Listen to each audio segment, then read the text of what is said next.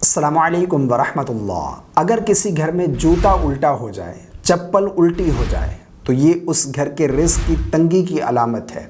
उस घर में बीमारियां दाखिल होती हैं, इससे घर में मुसीबतें बलाएं दाखिल होती हैं, झगड़े और फसाद होते हैं, रिश्तों में बंदिश हो जाती है, मियाँ बीवी में झगड़ा पैदा होता है।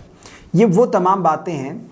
एक मैं वीडियो देख रहा था, उसमें हज़रत बैठकर ये तमाम बातें बता रहे थे कि अगर घर में जूता उल्टा हो जाए तो उससे रिज़्क तंग होता है, बीमारियां आती हैं, मुसीबतें आती हैं, परेशानियां आती हैं, रिश्तों में बंदिश हो जाती है, झगड़े और फसाद होते हैं, मियाँ बीवी में झगड़ा होता है।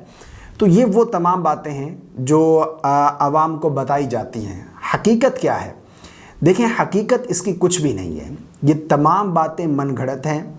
कुरान और हदीस से इसका कोई सबूत नहीं मिलता और उलमाए कराम के बयानात से भी इस तरह की कोई बातें सुनने को नहीं मिलती।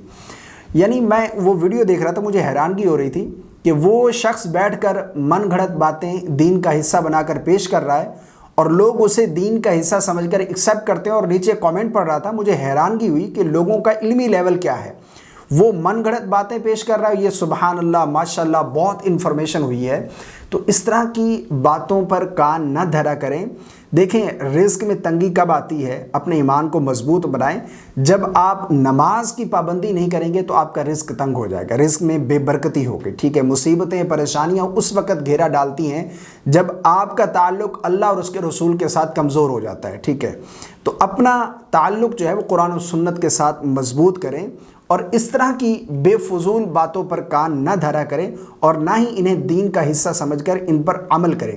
हाँ, जूता उल्टा हो गया, नॉर्मल बात है। अगर उल्टा हो गया तो उसे सीधा कर देना चाहिए। ये अच्छी बात नहीं है कि घर के अंदर चप्पल जो है वो उल्टी नज़र आए। इस तरह नहीं होना चाहिए। बेहतर है, अच्छा अमल है कि आप उसे फ़ौरन सीधा कर दें।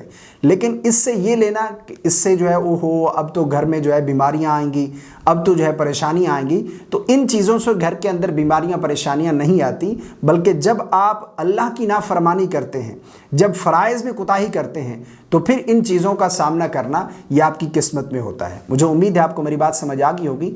इस क्लिप को शेयर कीजिएगा ताकि लोगों की ज़्यादा से ज़्यादा लोगों की इस्लाह हो सके। अस्सलामु अलैकुम वरहमतुल्लाह।